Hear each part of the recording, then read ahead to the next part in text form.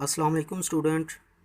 Exercise 1.1 class 10th question number 2 solve by factorisation बजरिया तेजी हल कीजिए। क्वेश्चन नंबर 1 है। इन सवालों में डियर स्टूडेंट्स करना क्या है कि सबसे पहले आपने देखना है कि इसकी स्टैंडर्ड फॉर्म है या नहीं। अब देखें, ये सवाल ऑलरेडी स्टैंडर्ड फॉर्म में है। इन सवालों में दो कंडीशन रिक्वायर्ड होती हैं। एक्स स्केयर के साथ जो भी रकम होगी उसको कांस्टेंट से ज़रब देंगे, यानी कांस्टेंट क्या है, -20। अब इसको ज़रब दी तो -20 एक्स स्केयर आंसर आया, यानी कांस्टेंट क्या है, 20 तो 20 की हम तजी करने जा रहे हैं। 20 की तजी की तो 2 2 5 ये फैक्टर बने। अब हमने दो रिक्वायर्ड कंडीशन पर पूरा उतरना है। एक तो हमारे पास -x आना चाहिए यानी -1, और एक हमारे पास आना चाहिए -20 एक्स स्केयर। अब देखें, 2 ज़रब 2 यानी 4, और 4 को हम मल्टीप्लाई करेंगे 5 से तो आंसर आया 20।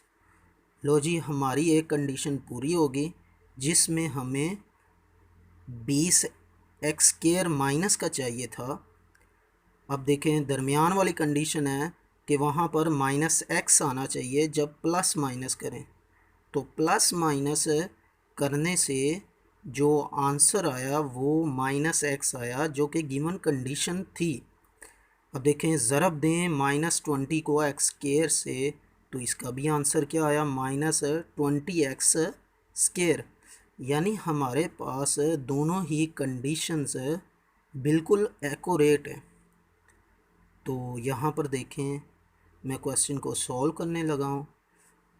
एक्स स्केयर लिखेंगे, फिर अब देखें दरमियान वाली रकम जो -x है उसकी जगह पर हमने दो फैक्टर लिखने हैं जिनको प्लस माइनस करें तो -x आए।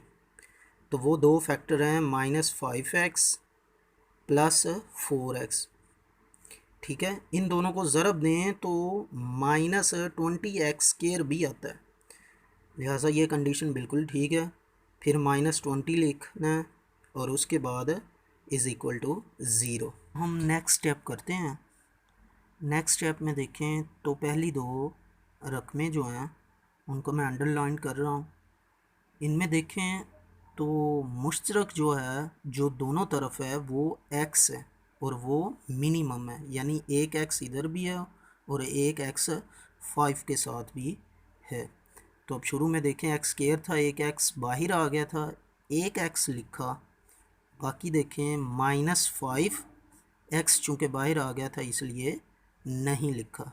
आगे प्लस लिखेंगे, प्लस के फ़ौरन बाद हम 4 लिखेंगे, क्योंकि 4 एक ऐसा अदद है जो अपने आप को भी डिवाइड करता है और फिर 20 को भी डिवाइड करता है। इसका मतलब ये क्या है, मुश्तरक है, कॉमन है, और वो हमने बाहर लिखा ब्रैकेट के। अब 4 बाहर आ गया था, सिर्फ x लिखेंगे, फिर 4 को हम डिवाइड करेंगे 20 पे, 4 5 20। अब -5 लिख देंगे और ब्रैकेट बंद, is equal to 0। Next step में देखें तो x -5 जो कि ब्रैकेट में है कॉमन है। जो रकम कॉमन होगी उसको हम सिर्फ एक बार ही लिखेंगे और उसके बाद ब्रैकेट लगाकर हम वो रकम लिखेंगे जो बच जाएगी। शुरू में देखें तो x, फिर +4 है वो ब्रैकेट के अंदर लिखेंगे, इज़ इक्वल टू 0। अब देखें, हमारे पास दो फैक्टर्स हैं जो कि बराबर हैं 0 के, तो इसका मतलब हमारे पास दो आंसर आएंगे। एक तो x -5 इक्वल करेंगे एक बार 0 के, और फिर +4 वाली जो रकम है उसको बराबर करेंगे 0 के। इससे दो आंसर आएंगे।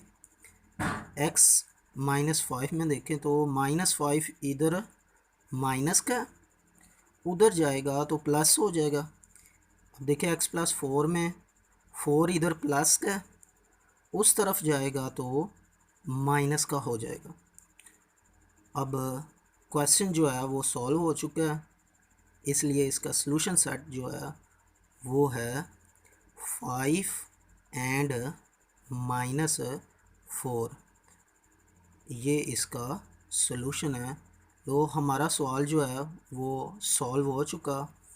हमने फैक्टराइजेशन के तरीके से आज क्वेश्चन को सॉल्व किया।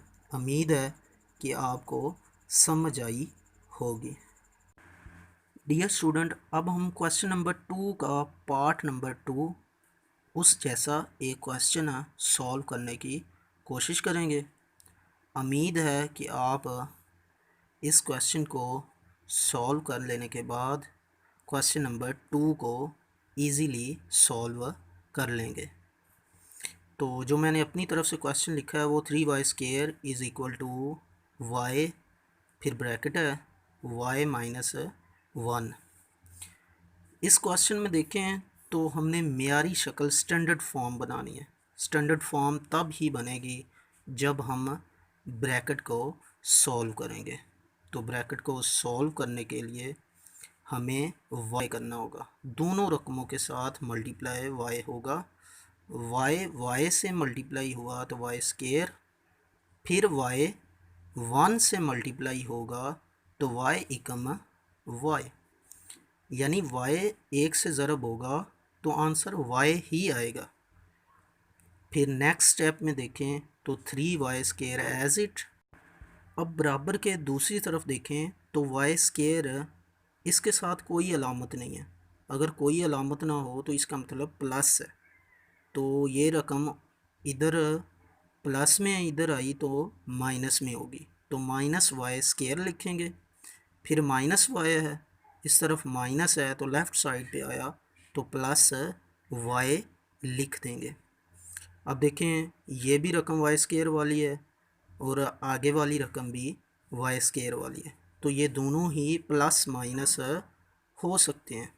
तो 3 में से 1 गए तो 2y² बचा, फिर y प्लस का वैसे ही लिख देंगे।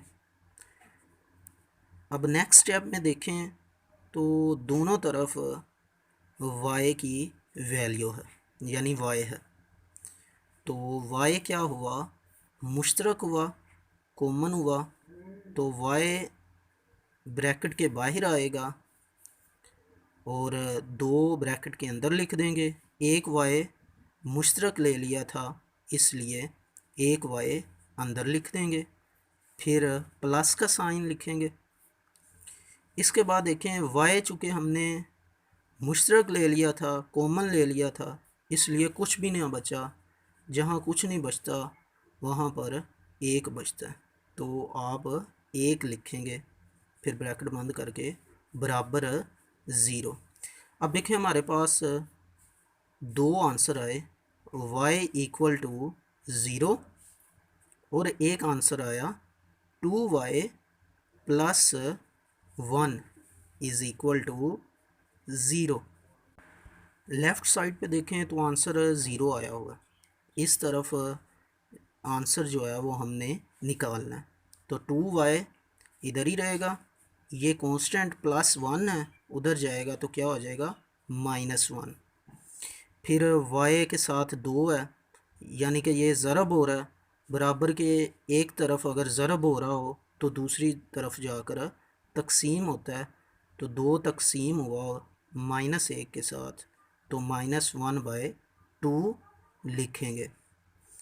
लो डियर स्टूडेंट, हमारा जो क्वेश्चन है वो सॉल्व हो चुका है। सॉल्यूशन सेट है 0 एंड -1/2। ये फैक्टराइजेशन से क्वेश्चन सॉल्व हो चुका है। उम्मीद है कि आपको समझ आई होगी।